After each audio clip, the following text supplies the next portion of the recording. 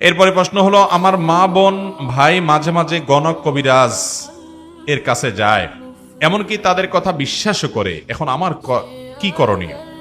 ভাইরা আমার, গণক কবিরাজের কাছে যাওয়া, শুধু যাওয়া তাদের কাছে নিজের ভাগ্য গণনার জন্য, ভাগ্যে কি আছে দেখার জন্য, এই উদ্দেশ্যে শুধু যাওয়াও যদি হয়, সেটাও গুনাহের কথা, অপরাধের কথা। সহিহ মুসলিম হাদিসে বর্ণিত হয়েছে, নবী করিম সাল্লাল্লাহু আলাইহি সাল্লাম বলেছেন, মান আতা আররাফান, যে ব্যক্তি কোন গণকের কাছে আসে, এই ব্যক্তির 40 দিন পর্যন্ত নামাজ কবুল হয় না। এত বড় জঘন্য অপরাধ এটি।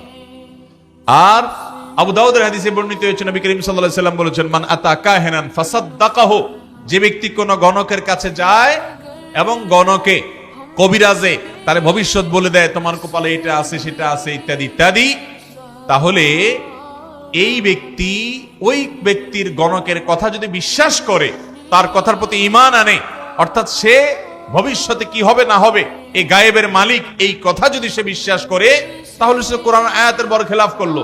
আল্লাহ তাআলা কোরআনে কারিমে স্পষ্ট করে বলে দিয়েছেন যে আসমান এবং জমিনে গায়েব আল্লাহ ছাড়া আর কেউ জানেন। কুল লা ইয়ালামু মান ফিস সামাওয়াতি ওয়াল আরদিল গায়বা ইল্লাল্লাহ, আল্লাহ ছাড়া আসমান জমিনে নবমণ্ডল ভূমণ্ডল আর কেউ গায়েব জানে না। এই আয়াতের সে অস্বীকার করলো। আল্লাহ তাআলা আলিমুল গায়ব, এটাকে সে অস্বীকার করলো, এই জন্য সে বেঈমান হয়ে যাবে। এবং নবী সাল্লাল্লাহু আলাইহি সাল্লাম বলেছেন, ফাকাদ কাফারা, এই ব্যক্তি কুফরি করলো কিসের উপরে? বিমা উনজিলা আলা মুহাম্মদ, মুহাম্মদ সাল্লাল্লাহু আলাইহি সাল্লামের প্রতি যা নাজিল হলো সেটাকে সে অবিশ্বাস করলো। এই জন্য ভাইরা আমার, এই সমস্ত গণক টনকের কাছে কোনো ইমানদারের জন্য যাওয়া জায়েজ নাই। কোন মা বোন যদি এরকম করেন, তাদেরকে বুঝাতে হবে যেটা ইমানের প্রশ্ন, তোমার ইমান থেকে তুমি বের হয়ে যাবে যদি তাকে গিয়ে বিশ্বাস করো।